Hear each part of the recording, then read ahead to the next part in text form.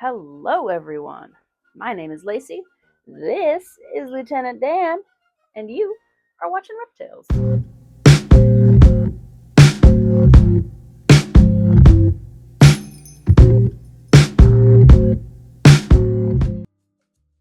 Okay, everyone. Welcome. Welcome. It is a lovely, sunny, and cloudy day. I just got the notification pop up that we're in for some severe weather today, so that'll be great. Love that. So we can't be out here too terribly long because the weather is a rolling in. And hopefully you can't super tell that my allergies are whooping my butt right now because I ran out of Zyrtec. But they are.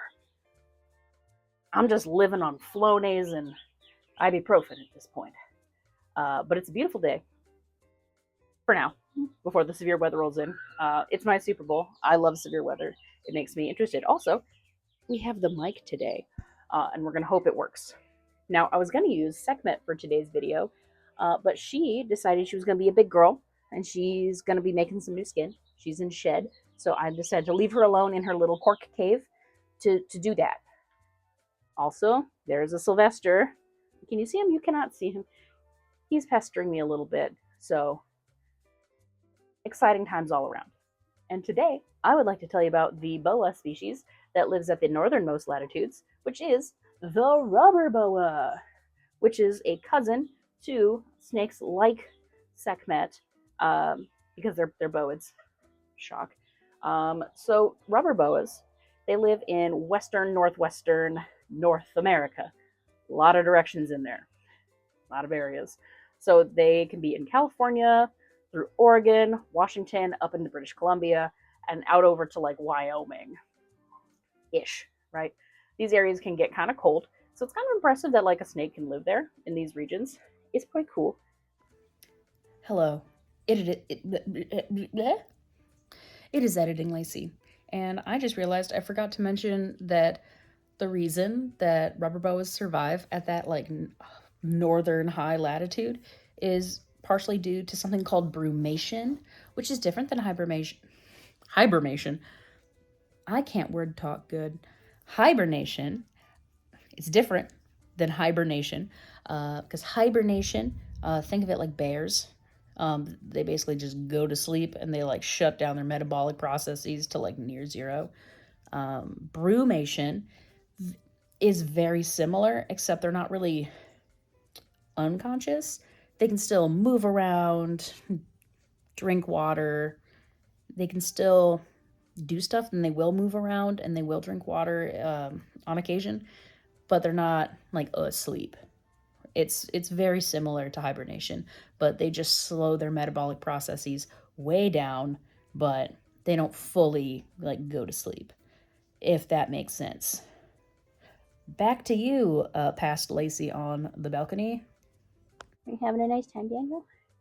Daniel is just he's being an arboreal arm snake today. Now rubber boas, they live in those areas.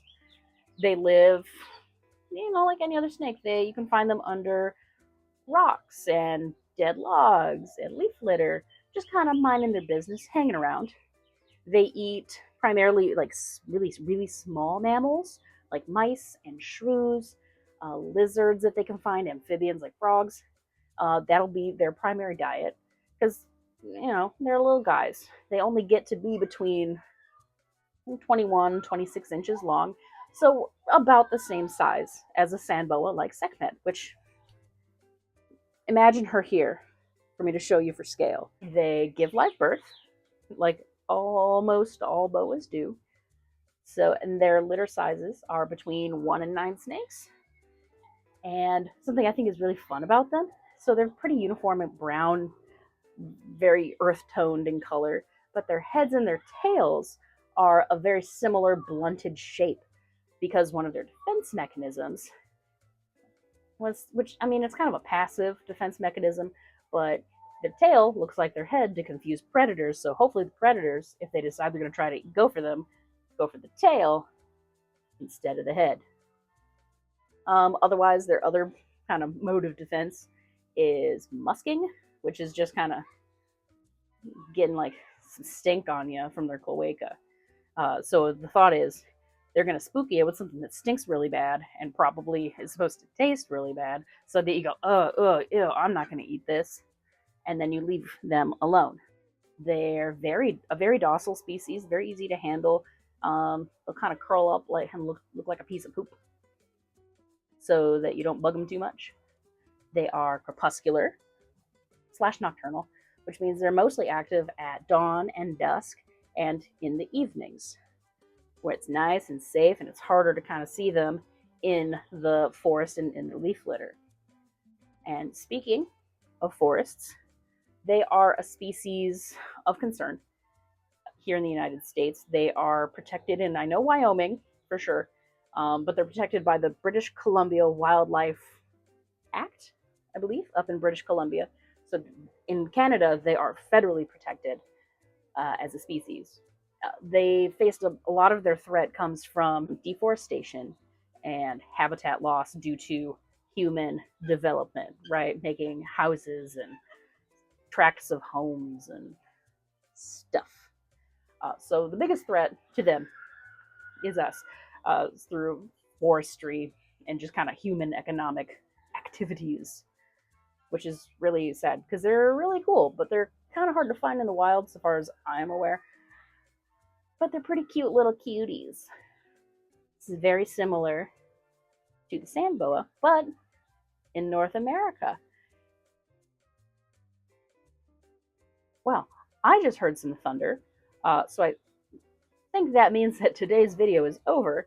I hope you learned something a little bit, this quick blurb. Hi, sweetie. Oh, good boy. And remember, never stop learning, because a mind is a terrible thing to waste. And for the rest of you out there in Missouri, stay dry. It's a coming. See ya.